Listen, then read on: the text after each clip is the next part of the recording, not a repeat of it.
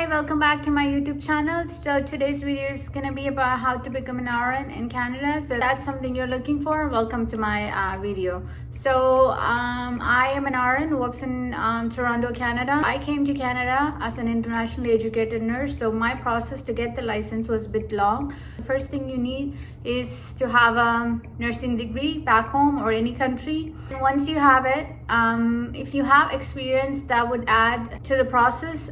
But if you don't have it too, they can come to a conclusion whether you're eligible to get the license. Once you're planning to get the license in Canada, what you have to do is you go to NNAS website. It's an agency where you submit all your documents and they make the eligibility decisions and they send it to the respective regulatory body. So let's say for us, I'm in Ontario, so my regulatory body to get the registration is College of Nurses of Ontario, which is CNO. Once you submit the required documents to NNAS, they will make a brief description whether you're eligible or not, and then they will send that to CNO. So that's how CNO make the decision whether you're eligible to write the exam. So for CNO, you have a specific criteria you need to be met. So I'm going to discuss that later. So for NNAS, so once you create your account and you let them know that you're trying to get the license for Canada, they will ask you all the requirements they need. Mostly the documents you need to submit is your nursing degree transcripts and the certificates and the syllabus. So that's from your education side, and then from your registration side, they will be asking to do form and everything and submit to your regulatory body who you already have registration with. Then from there, they have to send that document to them. Third thing they will be asking is the experience details from your employer to the NNAS. So all the documents the NNAS needs should go from the particular respective places, not from you. So if they need any documents from you, they will ask you, so you just have to submit it. So these are the three main important things they will be asking you, so you just have to send it. So once you send it, for me it took 8 months of processing for NNAS to finally give me the letter of saying if I'm eligible or not. So report from NNAS will go straight to the CNO. Then once you get to the CNO, so you create an account on CNO website, or whichever, let's say you're in Vancouver, you're in Saskatchewan, or you're in Alberta. So whichever regulatory body you're trying to get the license, you have to register with them. So you create an account. So once you create an account, you apply for RN or RPN. So that's going to be separate applications. So they have a different criteria you need to be met: nursing education, nursing experience, then language proficiency, jurisprudence, then police clearance, all that kind of criteria. So once you go on the website, you will find it. So the main important thing is once the NNAS send that document to CNO, CNO will decide whether you're eligible to write the exam or not. So if let's say they give you the thumbs up to write the exam, you can go ahead and schedule the exam and write the exam. So from the criteria for CNO, you will see registration exam. So once the CNO give you the thumbs up to write the exam, you can go ahead and schedule the exam, write the RN exam, and once you pass that part of the CNO criteria will be met. So by the time you pass the exam, all the remaining criteria is met, then you can go ahead and register. Let's say once NNAS submit the report to the CNO, CNO will make a decision whether your nursing education is met or not. Most of the people, nursing education will be met.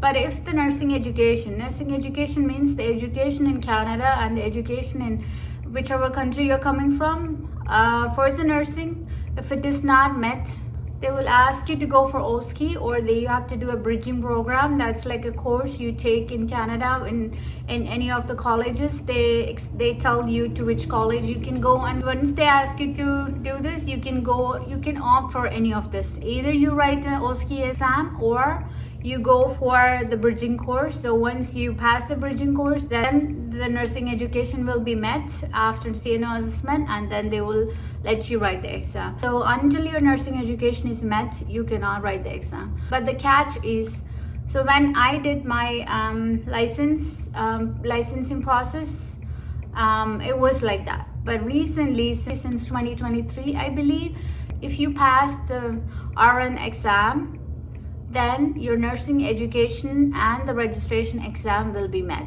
Most of you guys know how that's gonna be, but if anybody want to know how you can write the exam and send that result to CNO, you can comment on this video and I can make another video how to do that. So right now the option you have is you just have to get the authorization to write the exam, which CNO didn't give you because your nursing education was not met. But you can go through Australia or US and write the exam, get the authorization to write the exam. Once you pass the exam, you can ask them to send that to CNO. Then CNO will be reviewing that, and they will give you the nursing education met and the registration met. Then they will, if all the other criteria is met by that time, then you can go ahead and do the registration. So talking about the criteria CNO have, one of the criteria is nursing practice. I don't remember how many hours, but they will tell you how many hours you should at least have. So let's say your nursing education is met and your registration exam is met, but still your nursing practice is not met, still you cannot go ahead and license. So they will let you know what you can do. So let's say CNO, so you have 3 years of experience or 1 year of experience. So CNO will tell you how many hours of experience you need to register.